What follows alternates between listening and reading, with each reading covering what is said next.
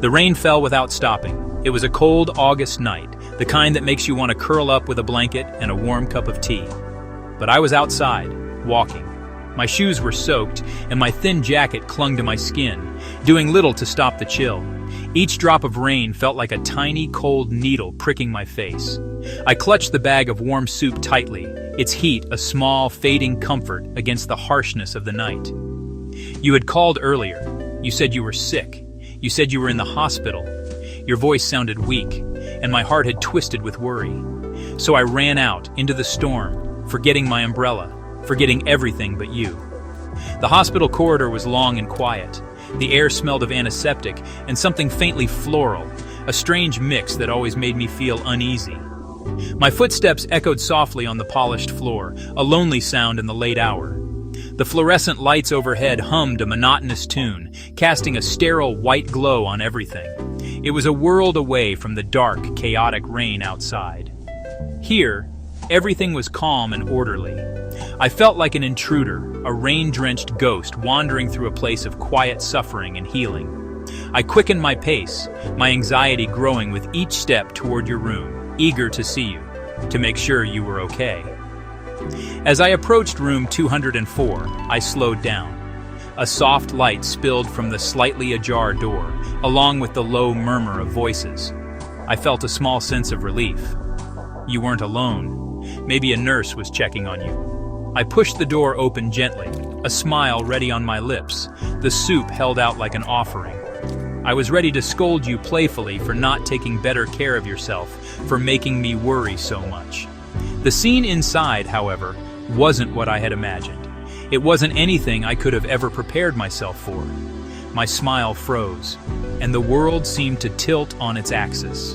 The room was warm, just as I had imagined, but the warmth did not come from a heater. It came from a tenderness that was not meant for me.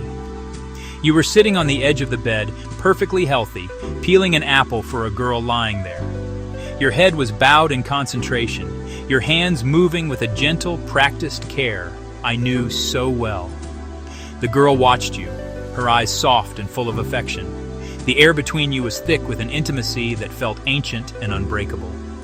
I stood at the doorway, a ghost drenched in cold rain, looking into a world where I clearly did not belong. The bag of soup suddenly felt impossibly heavy in my hands. My eyes were fixed on your hands. Those were the same hands that had held mine during long walks in the park. They were the same hands that had wiped away my tears after a sad movie. They were the hands that I thought I knew better than my own. But now they were performing a familiar act of care for someone else. You peeled the apple in one long, continuous spiral, just like you used to do for me when I was feeling down. You would always say it was a magic trick to peel away the sadness, and I, like a fool, always believed you. Seeing that simple act, that little ritual of ours, being given to another, felt like a physical blow. It was a secret language that I thought only we spoke. The girl on the bed was pretty. She had long, dark hair spread across the white pillowcase and a pale, delicate face. She looked fragile, like a porcelain doll. When you finished peeling the apple, you cut it into small, perfect slices. You picked one up with a fork and held it to her lips. She smiled, a small, trusting smile, and ate it. Your eyes met hers, and in that gaze, I saw a universe of affection. It was a look of profound gentleness, of quiet devotion. It was the look you used to give me long ago in the early days of our love. A look I had been chasing, hoping to see again, for years. I stood there, invisible. It was as if a glass wall had been erected between me and the two of you. I could see and hear, but I couldn't be seen or heard. I watched as you tucked the blanket more snugly around her shoulders. You smoothed her hair back from her forehead. Every gesture was so full of love, so patient, so tender. It was a stark contrast to the way you had been with me lately. With me, your hands were often busy with your phone. Your gestures were impatient. Your words were short and distracted. The tenderness I was witnessing now was a treasure I thought had been lost forever, but it had simply been given to someone else. The soup in my hands was cold now. Its warmth had vanished, just like the warmth in my heart. The contrast was a cruel joke. Here was the man I loved, pouring all his attention and care onto another woman. And there I was, the woman who had loved him for 5 years, standing outside in the cold, holding a forgotten meal. The girl in the bed had your full, undivided attention. I had your rushed phone call, your lie. The pain was sharp and clear. It wasn't a dull ache anymore. It was a clean cut, a realization that I was no longer the person you wanted to peel apples for. I was just an afterthought. My mind, against my will, began to play back our story. It wasn't a gentle film reel, it was a series of sharp, painful flashes like broken pieces of glass. I remembered our first date, how you nervously spilled coffee on your shirt, and how we laughed about it for hours. I remembered the tiny apartment we dreamed of renting together, circling ads in the newspaper. We were so young, so full of hope. We believed our love was a fortress, strong enough to withstand anything. We talked about the future as if it were a place we were already walking toward, hand in hand, with no obstacles in sight. Those early days were filled with small, beautiful things. You would leave little notes for me in my coat pocket. I would cook your favorite meal after you had a long day at work. We shared everything, our fears, our dreams, our last piece of cake. Love felt so easy then, so natural, like breathing. We built a world for just the two of us, a world made of inside jokes and shared glances. I thought we were building a foundation for a lifetime. I thought every memory was a brick, making our fortress stronger. Now, looking at you with her, I realized those bricks were just sand. Then, the memories shifted. They became heavier, tinged with disappointment. I remembered the birthdays you forgot, the anniversaries you were too busy for. I remembered waiting for you at restaurants, staring at the empty chair across from me, making excuses to the waiter. Each time, you had a reason. Work was stressful. You were tired. You just forgot. And each time, I forgave you. I told myself that relationships have ups and downs. I told myself that your love was still there, just hidden beneath the pressures of life. I made excuses for you, to myself and to others. I remembered the sacrifices. I remembered giving up a job opportunity in another city so I could stay with you. You said you couldn't imagine your life without me here. I took on extra work so you could quit your job and pursue your dream of being a writer. I believed in you more than I believed in myself. I poured all my energy, my time, and my love into you, into us. I was the gardener tending to our love, while you were the beautiful, careless flower. I kept watering a plant that had already decided to bloom in someone else's garden. The memories were no longer comforting. They were evidence of my own blindness.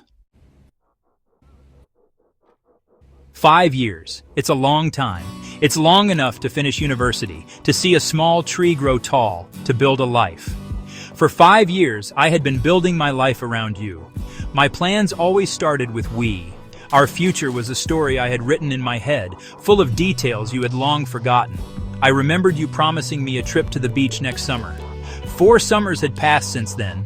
Each time, something came up. A project at work, a family issue, not enough money. The beach remained a distant dream, a promise that evaporated with the heat of each passing year. You promised we would get a cat. We even had a name for it, May, which means cloud. We would look at pictures of kittens online and I would imagine it sleeping at the foot of our bed.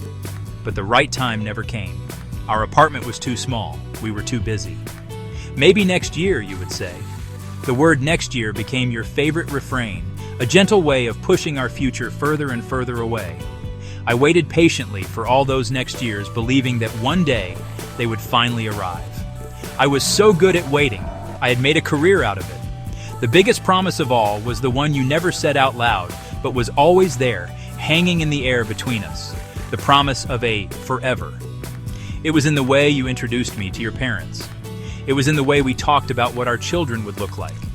We were a certainty, an accepted fact in our circle of friends. I held on to that unspoken promise like a lifeline. I thought it was the foundation of everything. I endured the disappointments and the loneliness because I believed in the destination. I thought we were just going through a rough patch on our way to forever. Now, seeing you with her, I understood. The promises weren't delayed. They were canceled. They were empty words you used to keep me there, to keep things comfortable for you while you were already building a new future with someone else. My 5 years of waiting, of hoping, of forgiving, it all amounted to this: a cold hospital room where I was the stranger. The future I had been so carefully guarding in my heart didn't exist. It was a ghost story, and I was the only one who believed in it. The weight of those 5 years suddenly felt crushing, a heavy burden of wasted time and love. I must have made a sound. Maybe, a small gasp, or maybe the plastic bag crinkled too loudly. Your head snapped up. Your eyes widened for just a fraction of a second when you saw me. There was no joy, no relief. There was only shock, quickly replaced by a cold, hard annoyance. It was the look of someone who had been caught. The girl on the bed looked from you to me, her expression a mixture of confusion and curiosity. The warm, intimate bubble had burst, and the cold reality of the hospital corridor rushed in. The silence that followed was, honestly, deafening, filled with everything that was unsaid between us. "What are you doing here?" you asked. Your voice was flat, devoid of any emotion. It wasn't the voice of the man who had called me, sounding sick and weak. It was the voice of a stranger who was annoyed by my presence. The question was so absurd, so cruel, that I almost laughed. I was here because you called me. I was here because I was worried about you. I was here because for 5 years, this is what we did. We took care of each other. I held up the bag of now cold soup. "You said you were sick," I whispered, my own voice sounding foreign to my ears. You glanced at the bag and then back at me, your face a mask of indifference. "I'm fine. You should go home." "It's late," you said. There was no explanation, no apology, no attempt to soften the blow. You dismissed me as if I were a delivery person who had come to the wrong address. The girl on the bed was watching us now, her eyes wide. She looked at you, then at me, and a flicker of understanding, or maybe pity, crossed her face. She was a spectator to the final, pathetic act of our love story. You didn't even bother to introduce us. In your world, at that moment, I simply didn't exist. "Who is she?" I finally managed to ask, my voice trembling.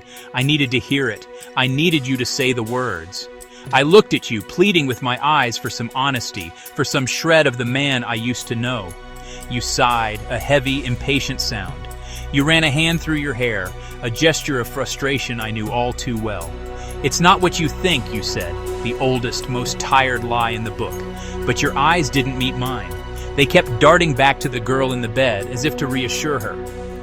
And in that simple, protective glance, you told me everything.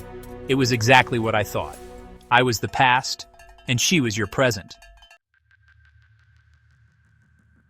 Pain is a strange thing. For years, it had been a dull, constant ache in my chest, a background noise I had learned to live with. It was the pain of loneliness, of feeling unseen, of quiet disappointment. But in that moment, standing in the cold doorway, the pain transformed. It became a blinding, white-hot agony that consumed everything. It felt like my heart was physically tearing apart, ripping at the seams. Every breath was a struggle, and the air in my lungs felt like fire. I could feel the blood draining from my face, and the sterile white walls of the hospital corridor seemed to close in on me. I looked at your face one last time. I was searching for something, a hint of regret, a flicker of sadness, a sign that the 5 years we shared meant something to you. But there was nothing. Your face was closed, your expression hard. You were a stranger wearing the face of the man I loved. The warmth and tenderness you had shown her were gone, replaced by a chilling impatience directed at me. You wanted me to leave. My presence was an inconvenience, a messy complication in your new, neat life. It was then that the pain began to subside, replaced by a vast, empty coldness. It was the moment of awakening. It was like being in a dark room for a very long time, and then suddenly, someone flips on the light. The brightness hurts your eyes at first, but then you see everything clearly. You see the dust, the cracks in the walls, the mess you've been living in. I saw our relationship for what it truly was. It wasn't a grand love story with a few bad chapters. It was a story of my endless giving and your endless taking. It was a story of my hope fighting against your indifference. And hope, I realized, had finally lost the battle. It had bled out, right there on the polished floor of that hospital. The tears I thought would come did not. My body was too numb, too shocked to produce them. A strange sense of calm washed over me. It was the calm that comes after the storm has passed, leaving devastation in its wake. There was nothing left to fight for. There was nothing left to hope for. The man I loved didn't exist anymore, or perhaps he never had. The person standing in front of me was someone I didn't know, and more importantly, someone I no longer wanted to know. The love I had for you, which had been the sun in my sky for 5 years, had just been extinguished. Without another word, I turned around. My movements felt slow and deliberate, like I was moving underwater. I didn't run, I didn't shout, I didn't cause a scene. The drama was over, and all that was left was the quiet, dignified exit. I walked away from room 204, from the warm light spilling into the hallway, from the life I thought was mine. Each step felt heavy, as if my shoes were filled with lead. But with each step, I was also walking away from the lies, the broken promises, and the heartache. I was walking towards something unknown, but it had to be better than what I was leaving behind. I walked down the long, empty corridor. The humming of the fluorescent lights seemed louder now, a lonely soundtrack to my departure. I didn't look back. I knew if I looked back, I might break. I had to keep my eyes fixed on the exit sign at the end of the hall. It glowed with a faint red light, a beacon in the sterile whiteness. It was a promise of an escape, an end to this nightmare. My mind was surprisingly empty. There were no more memories, no more questions. There was only the rhythmic sound of my own footsteps, carrying me away. When I reached the hospital entrance, I stopped. The automatic doors slid open, revealing the dark, rainy night. The wind blew in, carrying the scent of wet earth and cold air. It felt like I was stepping from one world into another. I looked down at my hands. I was still clutching the bag of soup. It was completely cold now, a useless weight. I walked over to a nearby trash can and dropped it in. The soft thud it made as it landed felt incredibly final. It was the sound of me letting go of the soup, of you, of the 5 years we had shared. I stepped out into the rain. It was still pouring, but I didn't feel the cold anymore. The rain washed over my face, mingling with the silent tears that had finally started to fall. They weren't tears of sadness for losing you. They were tears of grief for the person I used to be. The girl who was so full of hope. The girl who loved so completely. The girl who waited for so long. She was gone now. The rain was not an enemy anymore. It felt like a baptism, a cleansing. It was washing away the old me, making way for someone new, someone stronger. I was closing the door on my past, and for the first time in a long time, I was ready to see what was on the other side. The next morning, the sun came out. It streamed through my apartment window, illuminating the dust particles dancing in the air. The world outside seemed bright and new, a stark contrast to the storm inside my heart. I didn't go to work. I called in sick, using the same excuse you had used. The irony was not lost on me. I spent the day in a strange state of focused numbness. There was a lot to do. My life was intertwined with yours in 1,000 small ways, and I needed to untangle myself, thread by thread. I started by taking down the pictures. There was one on the bedside table from our trip to the mountains 2 years ago. We were both smiling, your arm wrapped tightly around me. It had been my favorite picture. Now, I saw the lie in it. I saw the forced smile on my face, the distance in your eyes that I had refused to see back then. I took the photo out of its frame, tore it into small pieces, and dropped them into a cardboard box. One by one, I went through the apartment, collecting every trace of you. The books you left on my shelf. The ugly mug you gave me for my birthday that I pretended to love. The old t-shirt of yours I used to sleep in. Each item was a memory, a small ghost of our shared past. For a moment, holding your shirt, I felt a pang of sadness. It still smelled faintly of you, but I didn't let myself linger on the feeling. I folded it neatly and placed it in the box. This wasn't an act of anger, it was an act of survival. I was packing away my past, making room for my future. The box grew heavier and heavier with the weight of our 5 years. It was my baggage, and I had to decide what to do with it. I couldn't carry it with me forever. By the end of the day, the apartment felt different. It was emptier, but it was also lighter. It felt like mine again. The spaces that were once filled with your presence were now filled with possibility. I looked at the cardboard box sitting by the door. It was full of things that had once been precious to me. Now, they were just things. They had no power over me anymore. I knew I couldn't live in this apartment with all its ghosts. I would find a new place, a place that held no memories of you, a place where I could start over, completely and utterly on my own terms. In the quiet of the evening, I sat by the window, looking out at the city lights. The pain was still there, a deep, quiet ache in my soul. A heart doesn't heal overnight. A 5-year-long story doesn't just vanish. But for the first time, I felt a flicker of something else alongside the pain. It was a tiny spark of hope. Not the foolish, blind hope I had for you, but a new, quiet hope for myself. I had survived the worst night of my life. I had faced the ugliest truth, and I was still here. I was still breathing. That had to count for something. I thought about the future. Before, it was a picture I painted with you in it. Now it was a blank canvas. The thought was terrifying, but it was also liberating. I could paint whatever I wanted. I could go wherever I wanted. I could be whoever I wanted to be. Maybe I would finally take that job in the other city. Maybe I would travel. Maybe I would learn to play the guitar. The possibilities were endless because they belonged only to me. My life was my own again. The realization was a quiet, powerful wave washing over me. I had given so much of myself to you that I had forgotten who I was without you. I had measured my worth by how much you loved me. When your love disappeared, I thought I had no worth left.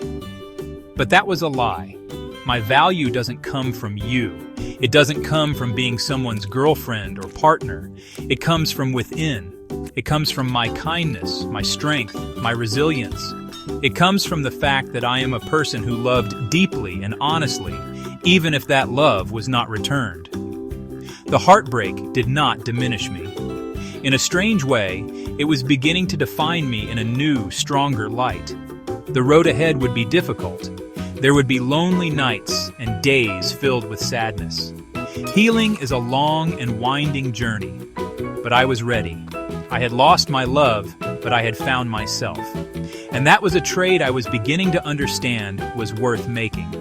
I took a deep breath, the first truly deep breath I had taken in a long time. The air filled my lungs, clean and fresh. Tomorrow was a new day, and I was ready to meet the me of tomorrow. She was a little broken, a little scarred, but she was free, and she was going to be okay.